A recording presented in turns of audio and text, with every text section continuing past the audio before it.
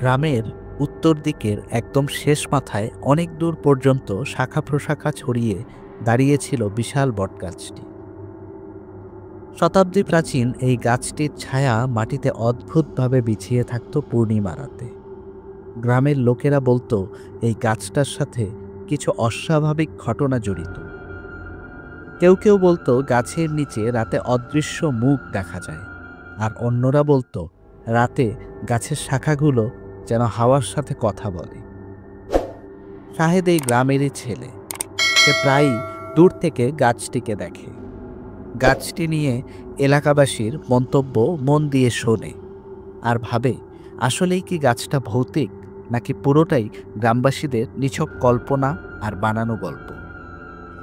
গাছটি যেন তাকে অজানা এক আকর্ষণে টানত। সেই অমোঘ টানেই একদিন এক পূর্ণিমার রাতে সবাই যখন গভীর ঘুমে অচেতন, তখন সে সাহস করে সেই গাছটার কাছে গিয়ে দাঁড়ালো। পূর্ণিমার চাঁদের আলোতে গাছটির মস্ত ছায়া পড়েছে মাটিতে। ঝিরিঝিরি বাতাসে গাছের পাতা আলতো আলতো দুলছে, যেন হাতছানি দিয়ে ডাকছে সাহেবকে। সেই হাতছানিতে সাড়া দিয়ে নিজের অজান্তেই সে এক পা করে গাছের ছায়ায় গিয়ে দাঁড়ালো। দাঁড়িয়ে থাকলো বেশ অনেকটা সময়।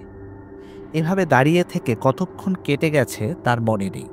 কেবল একটি অদ্ভুত শব্দ কানে আসতেই চমক ভাঙল সাহেবের। এতক্ষণ শোনা না গেলেও এখন যেন একটি মৃদু শব্দ ভেসে আসছে। ভালো মতো কান পেতে শুনে সে বুঝতে পারল শব্দটা আসছে গাছের পাতা থেকে। শব্দটা যেন তাকে সাবধান বাণী শোনাচ্ছে।